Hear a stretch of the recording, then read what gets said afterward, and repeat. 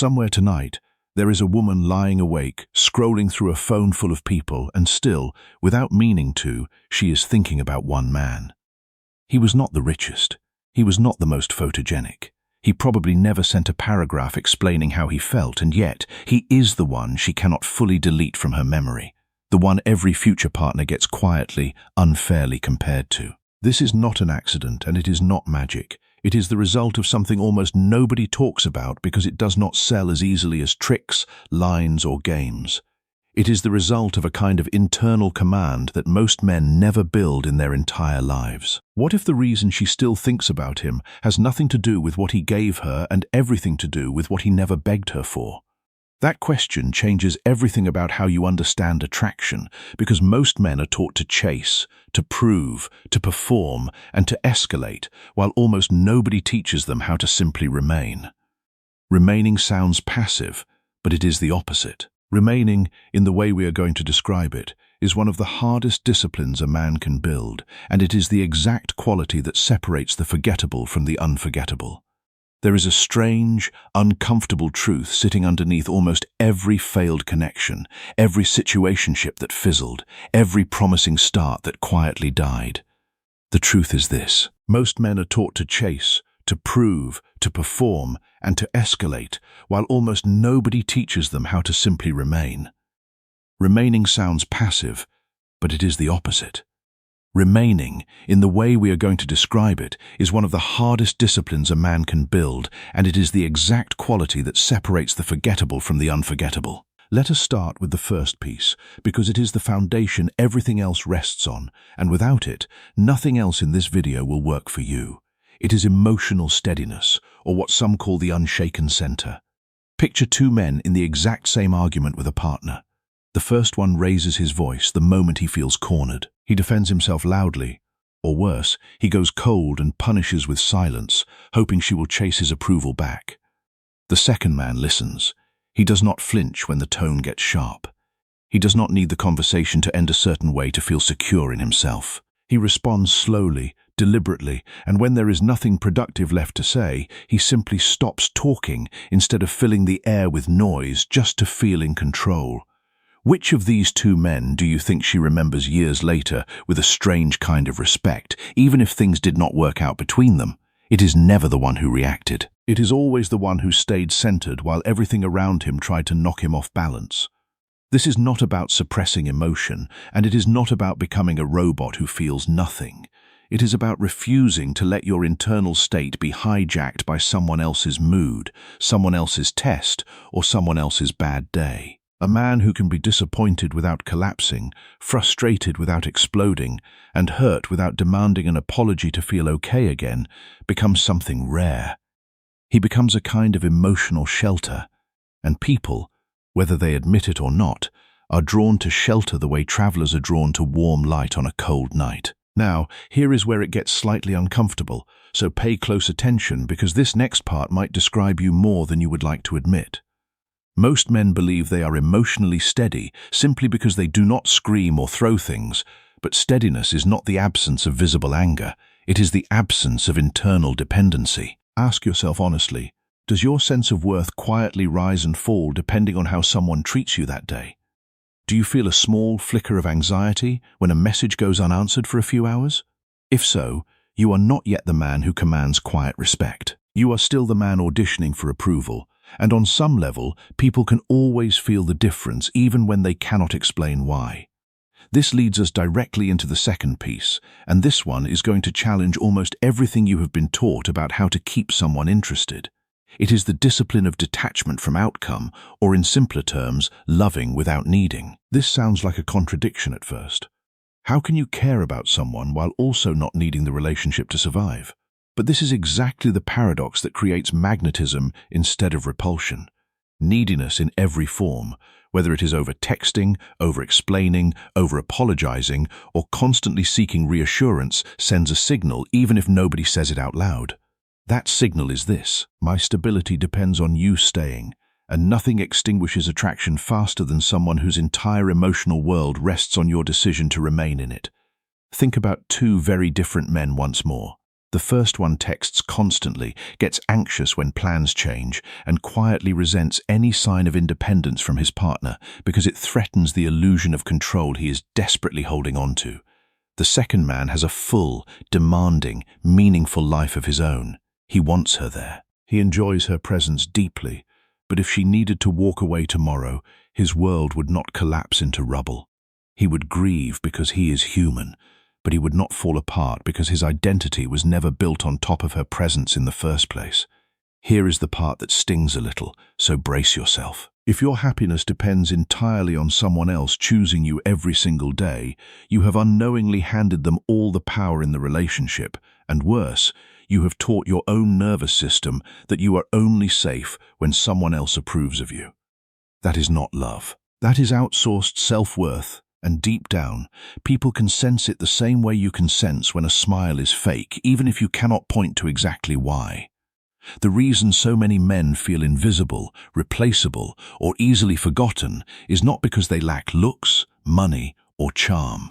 It is because they never built an identity that could stand entirely on its own without anyone's applause. And if that sentence just made your chest tighten a little, good.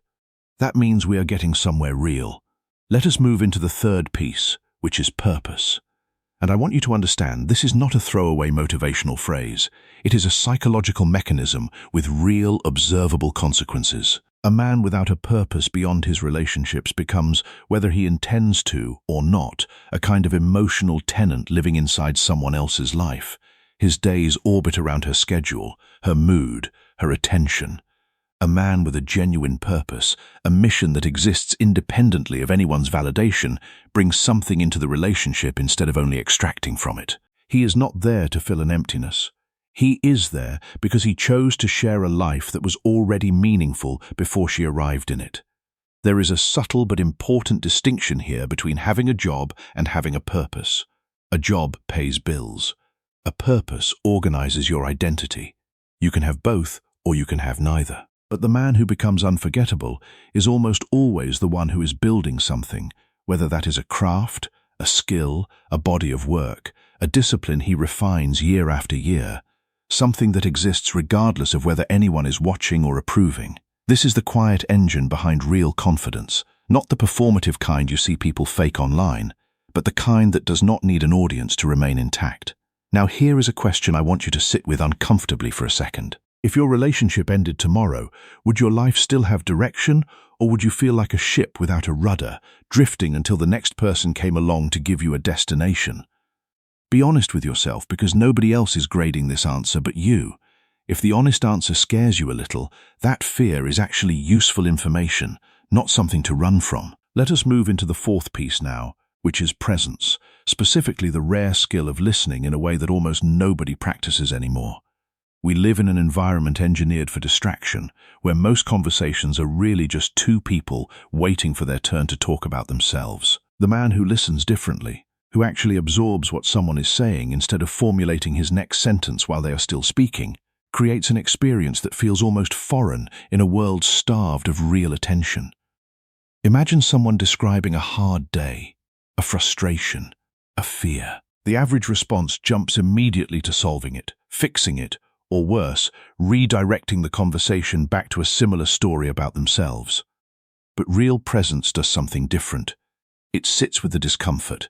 It resists the urge to fill silence with advice nobody asked for. It simply receives what is being shared without judgment, without an agenda, without needing to perform helpfulness. This kind of attention is rare enough that people remember exactly how it felt, sometimes for years, long after they have forgotten the specific words that were said. There is a reason for this, rooted in basic human wiring. Being deeply heard activates something primal, a sense of safety that most people rarely experience in their daily interactions. When you offer that kind of presence consistently, you are not just being polite, you are creating a memory that attaches itself to you specifically, because very few people in this person's life have ever made them feel that seen. Now let us talk about something a little heavier, something that quietly determines whether a man ever becomes the version of himself capable of all of this. It is the way he handles rejection, and this is where most men completely fall apart without realizing it. Rejection is treated, almost universally, as proof of inadequacy.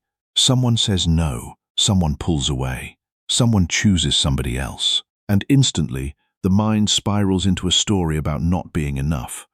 But here is the uncomfortable reframe that changes everything once you actually internalize it. Rejection is not a verdict on your worth. It is simply information about compatibility, timing, or readiness. Nothing more, nothing less. The man who can absorb a no without collapsing into self-doubt, who can watch someone walk away without chasing, pleading, or spiraling into resentment, sends an unmistakable signal even in the moment of loss. That signal says, "My value does not evaporate just because you did not choose it."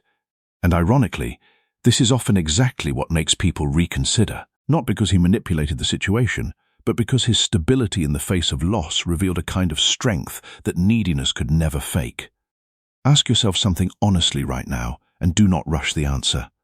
After the last time someone rejected you or pulled away, how many days did it take before your sense of self-worth returned to normal? An hour? A day?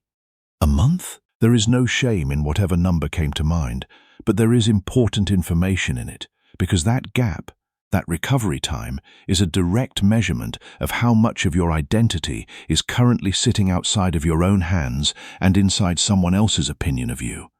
If any part of this is making you slightly uneasy, that is not a bad sign. That is your own psychology recognizing a pattern it has been avoiding for a long time. Now, let us look at the sixth piece, which is restrained strength, or what could be called power without domination. There is a very specific kind of man who is physically capable, financially capable, or socially capable of overpowering almost any room he walks into, and yet chooses, consistently, to lead with gentleness instead of force.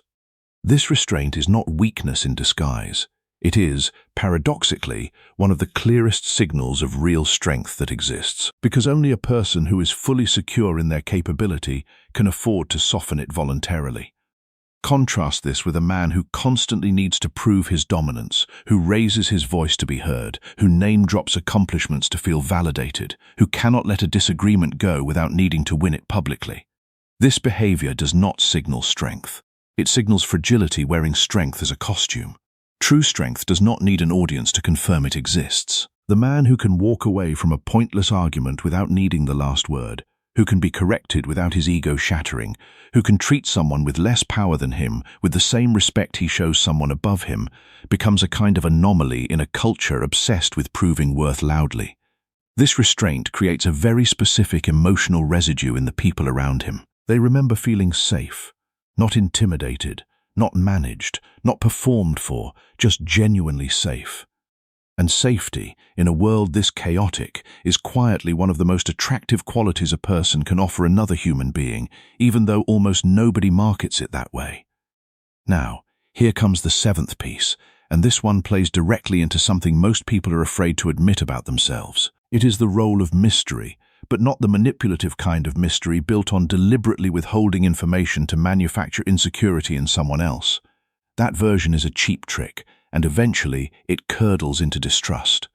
The mystery we are talking about here is depth, the simple, honest reality that a person with a rich inner world, private thoughts, ongoing personal evolution, and layers that unfold slowly over time is inherently more compelling than someone who reveals absolutely everything in the first conversation. Think about why certain people remain endlessly interesting even after years of knowing them, while others become entirely predictable within the first few weeks. It is rarely because the interesting person is hiding secrets. It is because they are still growing, still working on something, still becoming a slightly different version of themselves every few months, which means there is always something new to discover. Not because it was strategically hidden, but because it genuinely did not exist yet. This is the difference between manufactured mystery and authentic depth, and I want to be very clear about this distinction, because confusing the two ruins more potential connections than almost anything else on this list. Manufactured mystery is a performance, and performances eventually collapse under their own weight. Authentic depth is simply the natural result of a person who never stopped developing, and it cannot be faked for very long because eventually someone gets close enough to see whether there is real substance underneath or just a carefully maintained illusion. There is something else worth understanding here because it explains why two men can say the exact same words and produce completely different reactions in a room. It is the silent language running underneath everything you say, the tone of your voice, the pace of your speech, the way your body occupies space, and whether your eyes hold steady or dart away the moment something feels tense. Most people believe communication is mainly about the words chosen, but the truth is far less comfortable than that. The words are almost the smallest part of the equation. A sentence delivered in a rushed, apologetic tone, with shoulders slightly curled inward and eyes searching for approval, will land completely differently than the exact same sentence delivered slowly, with a steady voice and a relaxed, grounded posture. This is not about faking confidence through some checklist of tricks, standing a certain way, forcing eye contact until it becomes uncomfortable, deepening your voice artificially. All of that collapses the moment real pressure shows up, because it was never coming from anywhere real. What actually changes someone's presence in a room is a body that has genuinely stopped bracing for judgment. Watch closely, and you will notice it in people who are truly at ease. Their movements are unhurried, not because they are trying to appear calm, but because there is no internal emergency running in the background demanding urgency. Their voice does not rise in pitch when challenged, not because they are suppressing a reaction, but because there is nothing threatening enough underneath to trigger one in the first place. Now let us talk about a trap that catches an enormous number of men who genuinely mean well, and it is worth naming clearly because it hides inside behavior that looks, on the surface, like effort and care. It is the trap of trying too hard, the exhausting cycle of over-explaining, over-apologizing, over-scheduling, and constantly seeking small signals of reassurance that everything is fine. This pattern usually comes from a good place, a genuine desire to be considerate, to avoid conflict, to make sure the other person feels prioritized. But there is a hidden cost buried inside all that effort, because excessive reassurance seeking quietly communicates the opposite of what it intends. Instead of saying, "I care about you," it often ends up saying, "I am not sure of my own footing here, and I need you to keep confirming it for me." Picture a man who apologizes reflexively for things that require no apology, who checks in constantly to make sure everything is okay, who rereads his own messages 5 times before sending them out of fear they might be misread. On the surface, this looks like emotional intelligence, and in small doses it can be, but taken to its extreme, it becomes a subtle form of self-erasure where a person shrinks themselves down, sanding off every rough edge, every honest opinion, every moment of friction, purely to avoid the discomfort of potential disapproval. And ironically, the more a person disappears in this way, the less there is left of them to actually be drawn toward.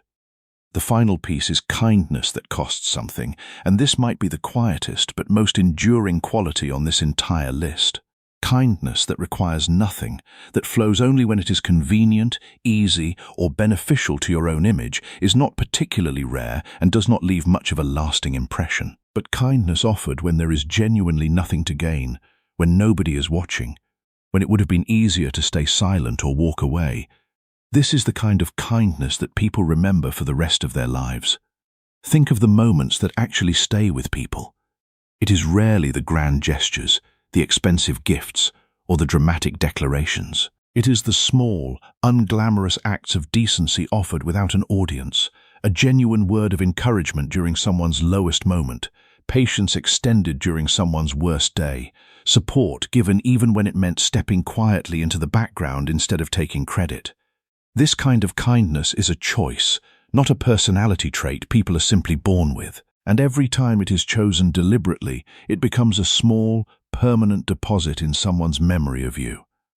There is a specific kind of kindness that matters even more than the rest, and it is the hardest to offer because it goes against every instinct of self-protection. It is the kindness of telling someone an inconvenient truth because it serves them, not because it serves you. Most people, if they are honest, would rather be comfortable than correct. They will soften an observation until it loses all its usefulness or stay silent entirely rather than risk a moment of tension. But there is a rarer kind of person who can deliver a hard truth with enough warmth that it lands as care instead of criticism. Someone who says the uncomfortable thing precisely because they respect the other person enough not to manage them with silence. Let us bring everything together now, because there is a common thread running underneath every single piece we discussed today. And once you see it, you will never be able to unsee it again. Emotional steadiness, detachment from outcome, purpose, deep presence, resilience through rejection, restrained strength, authentic depth, and unglamorous kindness. None of these are techniques you perform on another person. Every single one of them is an internal renovation. Something you build inside yourself first, long before it ever becomes visible to anyone else. This is the part that most content in this space gets completely backwards. It frames all of this as a strategy for extracting a reaction out of someone else, a way to manipulate attention, manufacture longing, or trigger a psychological response in another human being, like they are a machine with predictable buttons. But everything we just walked through only works because it is real. The moment you try to perform emotional steadiness while secretly panicking underneath, or fake detachment while quietly refreshing your phone every 10 minutes, the illusion collapses because people, especially the ones who matter most, can feel the difference between a performance and a person. The uncomfortable truth, the one most men spend years avoiding, is that becoming unforgettable to someone else was never actually the real goal. It was always a byproduct of something much harder and much more valuable, becoming someone who does not need anyone else's approval to feel whole. The moment you stop chasing that external validation and start building an internal foundation strong enough to stand completely on its own, something strange happens.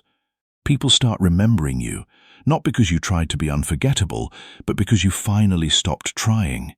And what was left standing underneath all that effort was someone real. So, here is the question I want to leave you with tonight, and I want you to actually think about it instead of letting it pass by like background noise.